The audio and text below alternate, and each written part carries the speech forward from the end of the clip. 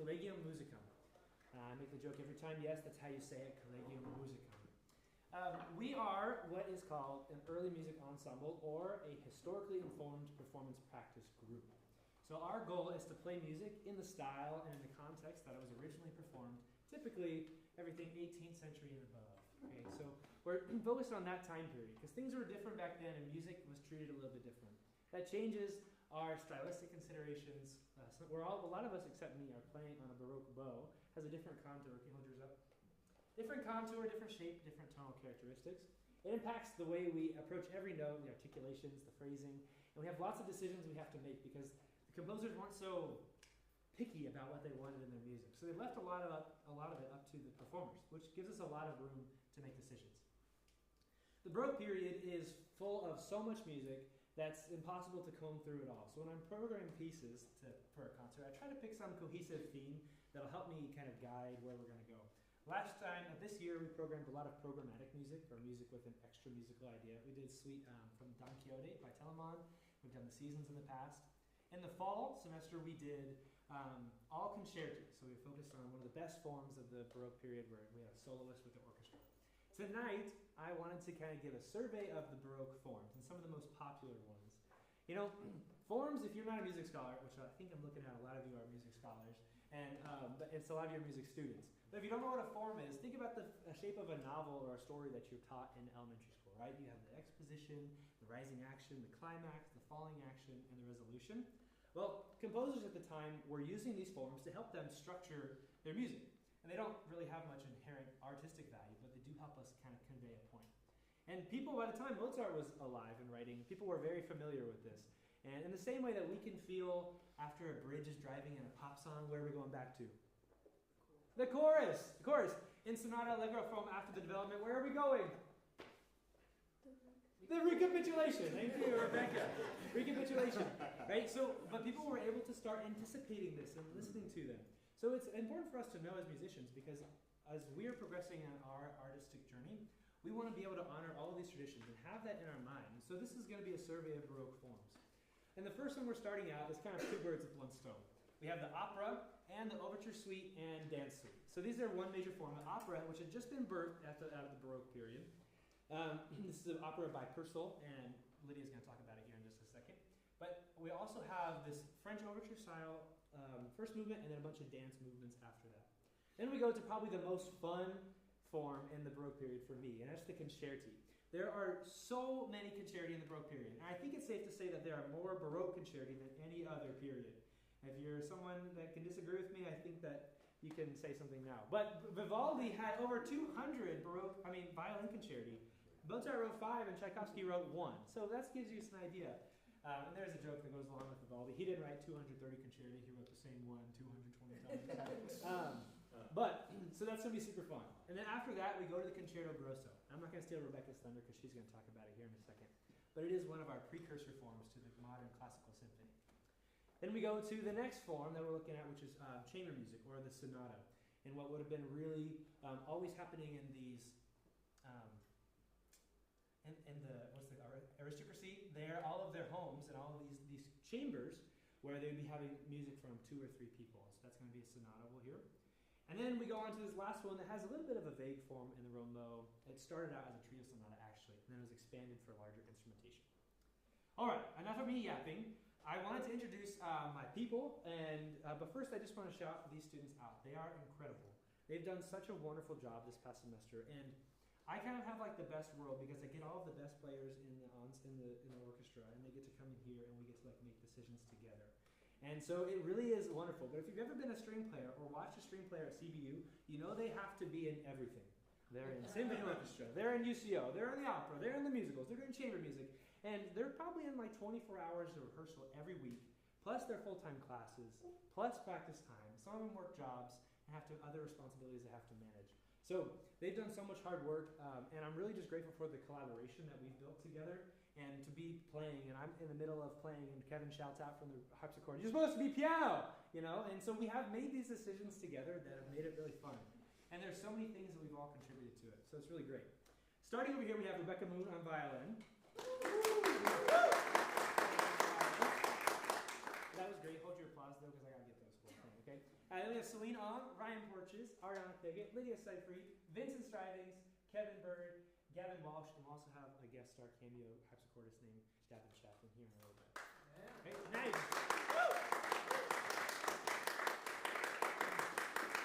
I think that's all. I think I have to say thank you to the university for just kind of promoting early music and for Dr. Angela Brand, who started this program and just really helped it grow.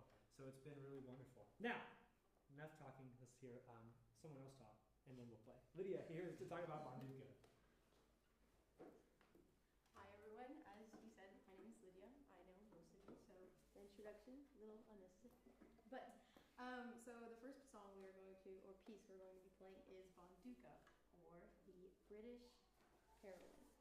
This is the instrumental part of the opera, originally written as a play that is a dramatized story of the Queen of England during in like 60 AD when she started an uprising against the Roman Empire because she was like, we're gonna do it, guys. And as awesome as that sounds, she inevitably failed, which is where the comedic and the tragic part of this, the opera came into play, which it originally begins with an overture. Very fun. We're starting with the overture, which for those who don't know, the overture is where in the opera it would start kind of to introduce whoever is coming, a little bit like Jeremy had said. So we're going to start with the overture, and then we're going to play 4 movements of the 8 that Purcell originally wrote. We have 2 airs, a minuet, and a hornpipe, whatever that means. But personally, my favorite is the airs, so watch out for that. Actually, we're going to tune first. Thank you.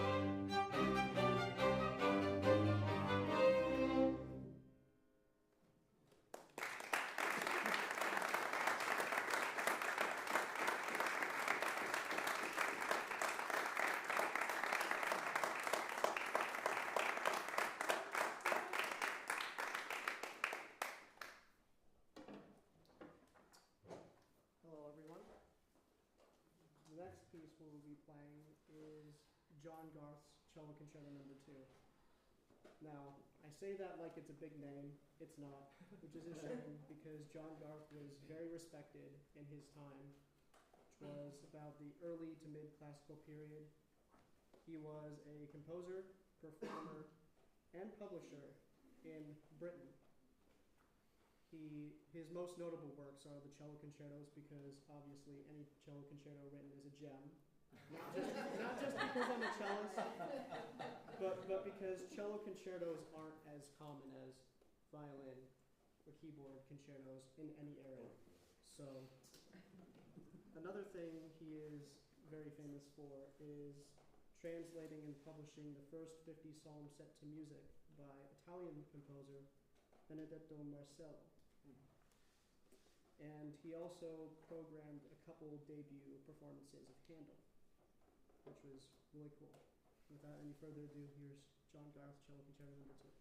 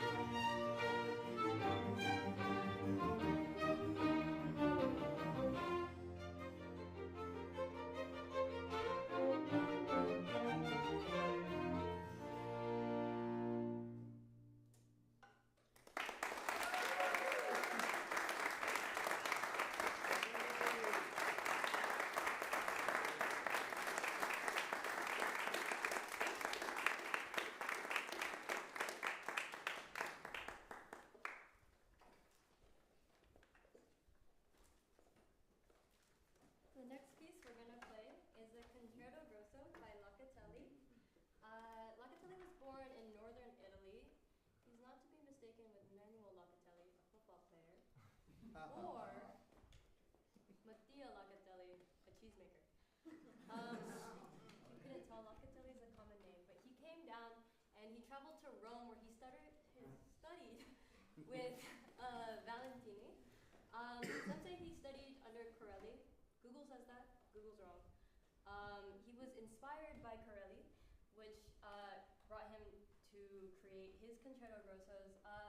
Corelli introduced a Roman style of Baroque playing, which led into the Italian Sinfonia, which ultimately led to our modern day classical symphony. In that form, the concerto grosso is essentially soloist and continuo, which you'll see in this one, as Jeremy and I with the 2 violin solos, and continuo being the rest of the ensemble. However, each voice in this ensemble plays an important role in this continuing conversation that travels throughout each movement. In the first movement, the seconds and the viola have this moving 8th note line that is then translated by the rest of the ensemble, and then you'll find there are moments where one person will interject with an idea and the rest of the ensemble will match that idea or create new harmonies with that idea. Yeah, so this is Locatelli.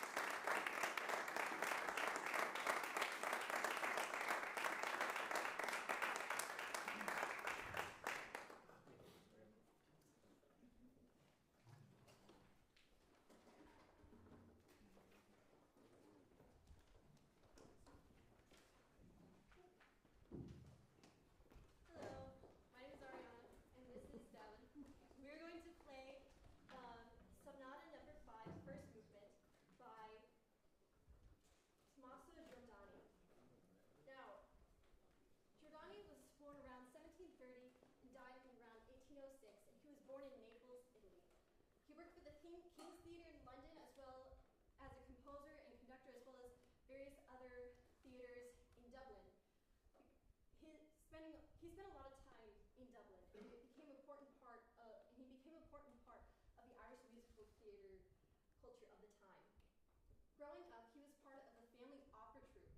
traveled throughout Europe, and everyone in his family sung, except for him. And he was in the orchestra and arranged some of the music. He is best known as an opera composer, but he also wrote chamber music for various instruments, such as the sonata. This sonata is one in the set of 6 sonatas for violin and keyboard published in 1733. Giordani wrote these sonatas while he was in London working for the Italian Opera Theatre. This sonata is an example of the early classical sonata. It was often a work, sonatas during this time were often works for keyboard and a solo instrument, often the violin or cello, and they were characterized by an organizational structure of an exposition, development, and recapitulation. Although 3-movement sonata was most prominent, 2-movement sonatas, such as this one, were not unusual. Giordani wrote this sonata in Galante style, a style popular during the mid-18th century and greatly influenced by Bach. Galante music is characterized by a focus on a clear, simple melody, that is very memorable with light ornamentation. In accordance with this style of composition, you will notice that this piece is very playful and easy to sing and dance to. The melody that the violin and the harpsichord intimately trade is relatively simple, with dainty ornamentation coming from both instruments. You'll also notice that the sonata is organized into 3 parts: the exposition, development, and recapitulation. I hope you enjoy.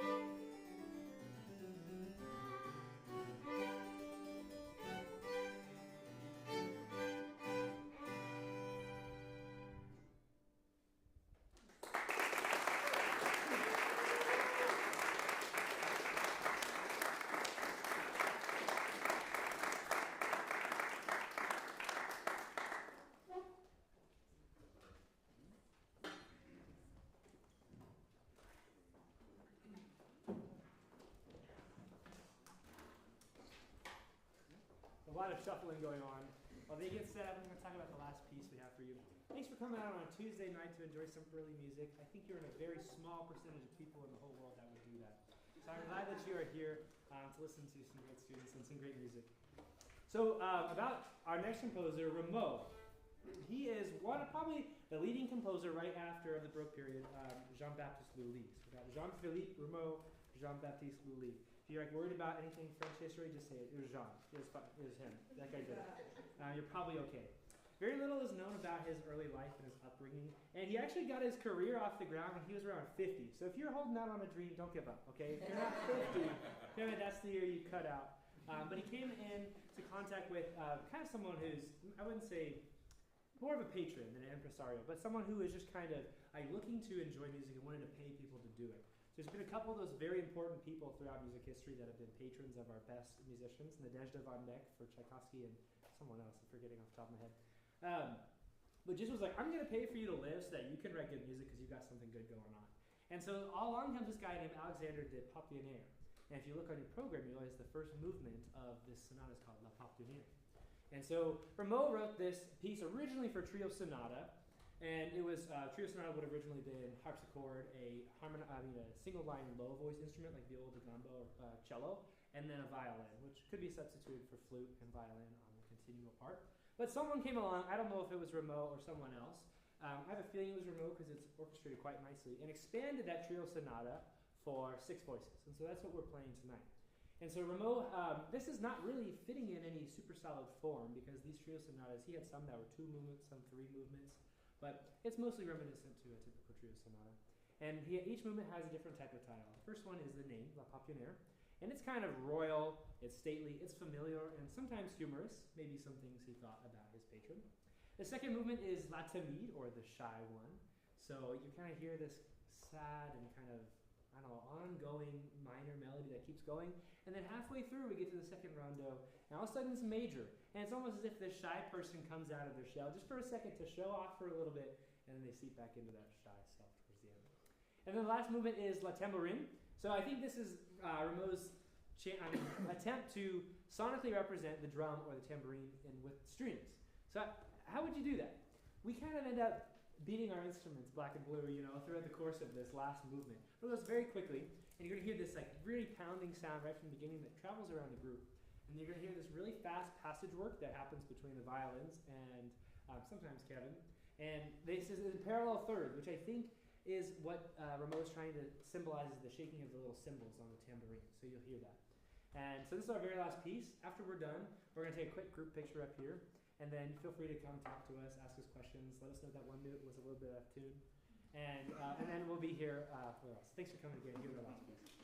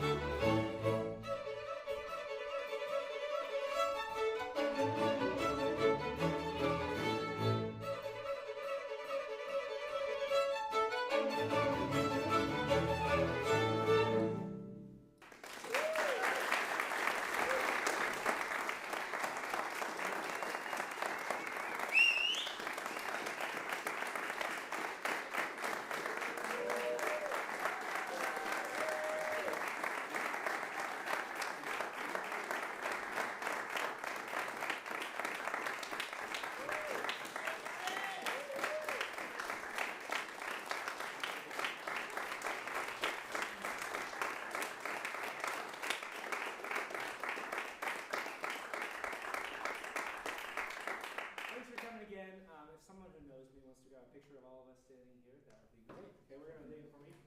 Thank you all. Have a great evening.